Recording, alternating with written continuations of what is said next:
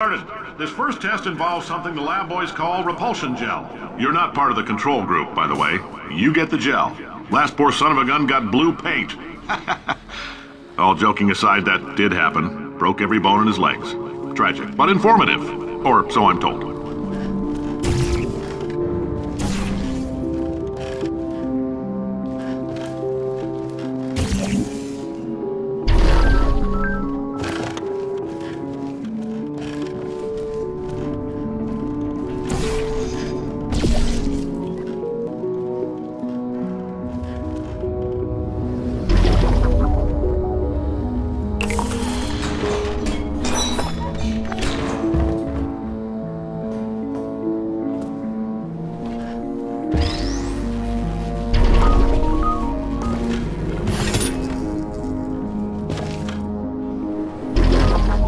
Boys just informed me that I should not have mentioned the control group.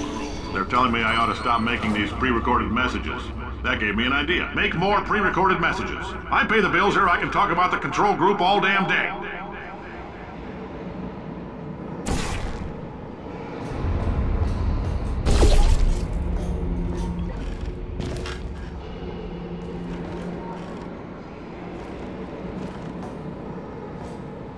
For this next test, we put nanoparticles in the gel. In layman's terms, that's a billion little gizmos that are going to travel into your bloodstream and pump experimental genes and RNA molecules and so forth into your tumors.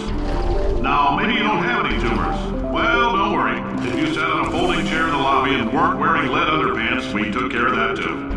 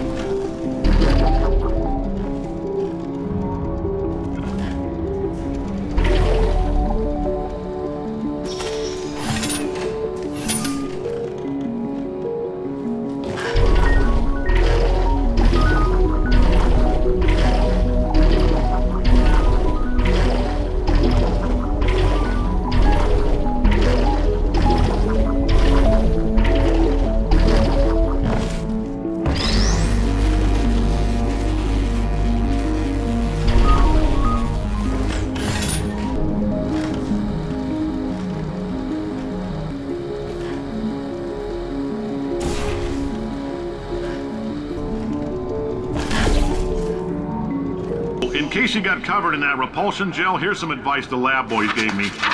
Do not get covered in the repulsion gel. We haven't entirely nailed down what element it is yet, but I'll tell you this, it's a lively one, and it does not like the human skeleton.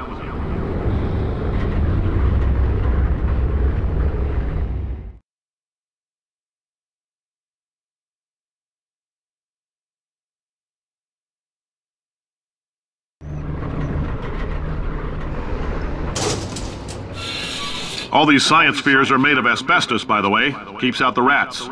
Let us know if you feel a shortness of breath, a persistent dry cough, or your heart stopping, because that's not part of the test. That's asbestos. Good news is the lab boys say the symptoms of asbestos poisoning show a median latency of 44.6 years. So if you're 30 or older, you're laughing. Worst case scenario, you miss out on a few rounds of canasta. Plus, you forwarded the cause of science by 3 centuries. I punch those numbers into my calculator, it makes a happy face.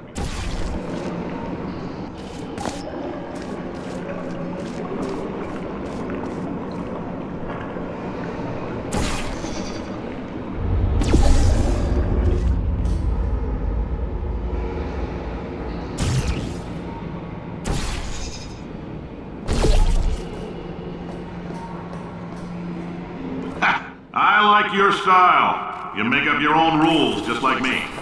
Bean Counter said I couldn't fire a man just for being in a wheelchair. Did it anyway. Ramps are expensive.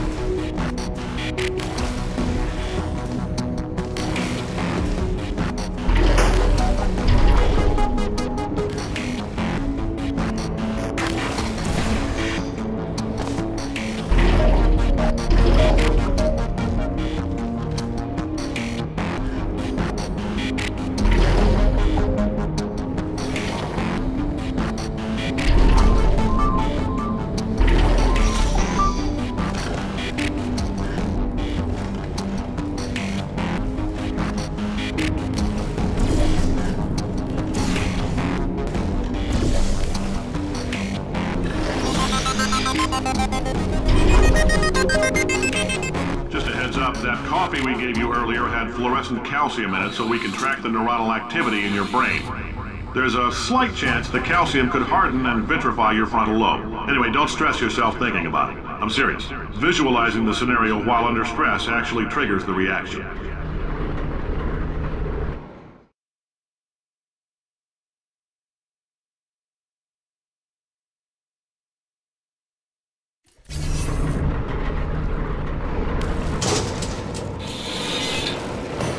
Now, if you're part of control group Kepler-7, we implanted a tiny microchip about the size of a postcard into your skull. Most likely you've forgotten it's even there. But if it starts vibrating and beeping during this next test, let us know. Because that means it's about to hit 500 degrees, so we're going to need to go ahead and get that out of you pretty fast.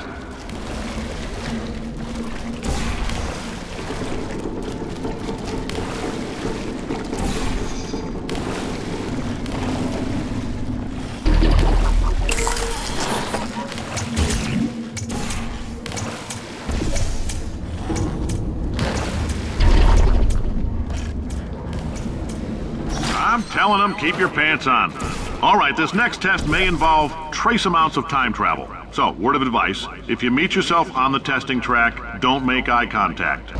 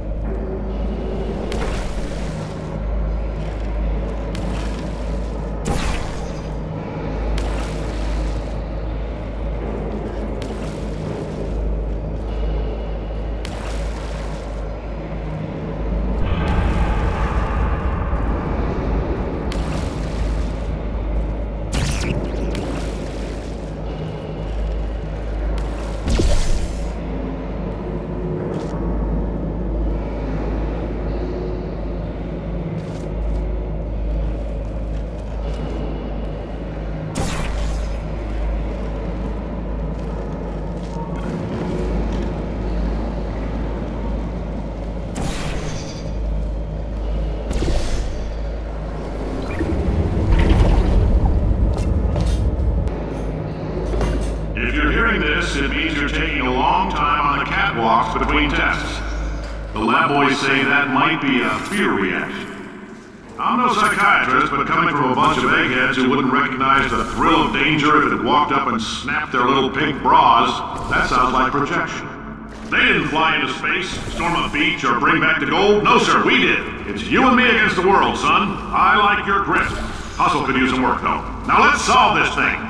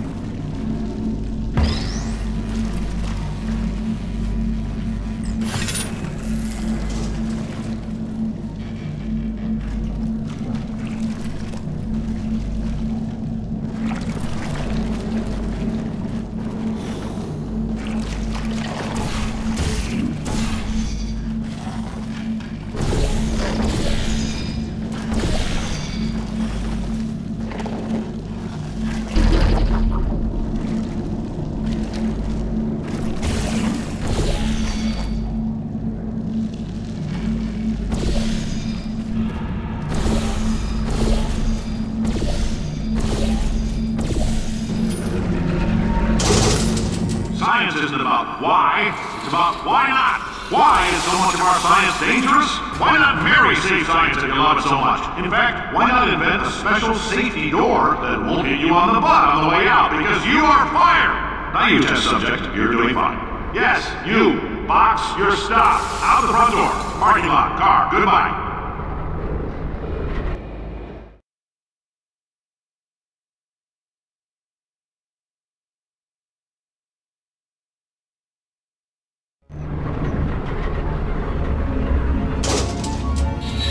Congratulations! The simple fact that you're standing here listening to me means you've made a glorious contribution to science.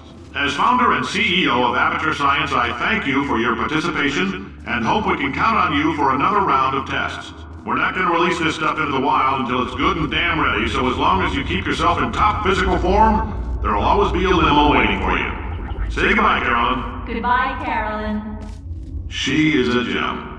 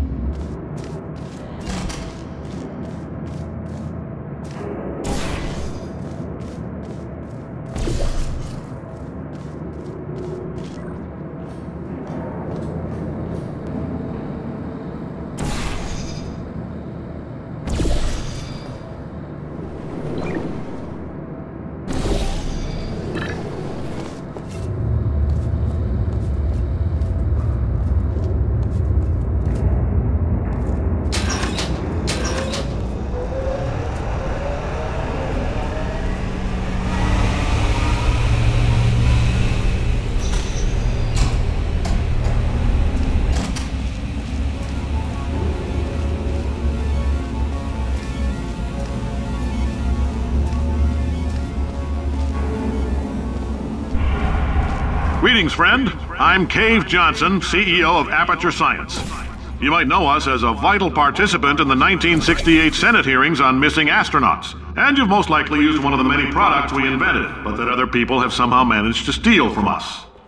Black Mesa can eat my bankrupt... Sir, the testing? Right. Now you might be asking yourself, Cave, just how difficult are these tests? What was in that phone book of a contract I signed? Am I in danger? Let me answer those questions with a question. Who wants to make $60? Cash. You can also feel free to relax for up to 20 minutes in the waiting room, which is a damn sight more comfortable than the park benches most of you were sleeping on when we found you. So, welcome to Aperture. You're here because we want the best, and you're it. Nope.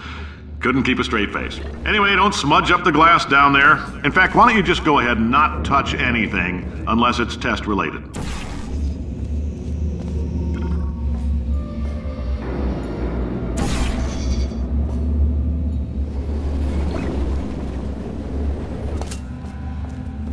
Oh, hi. Say, you're good at murder.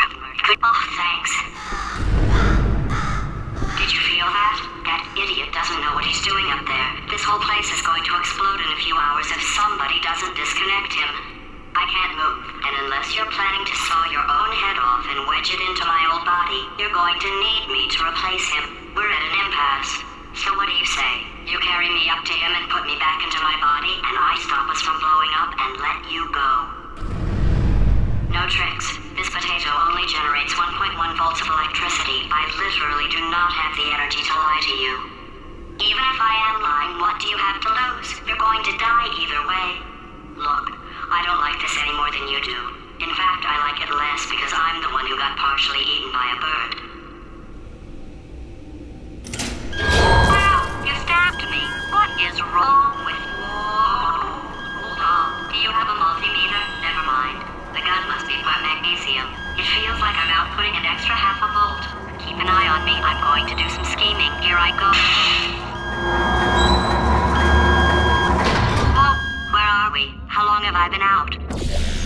That extra half volt helps, but it isn't going to power miracles. If I think too hard, I'm going to fry this potato before we get a chance to burn up in the atomic fireball that little idiot is going to...